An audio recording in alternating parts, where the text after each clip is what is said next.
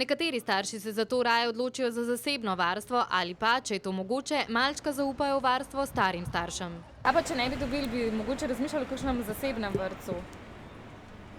Bi babice porabili.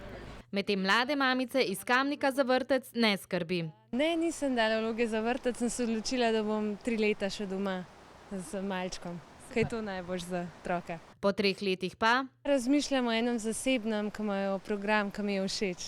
v Ljubljani, kjer je problem predšolskega varstva največji, veliko staršev rešitev poišče v zasebnem vrtcu. Mi smo se pa za ta vrtec odločili, ker javnega žal nismo dobili. Partner nima stalnega prebivališča v Ljubljani, ampak nam ni žal.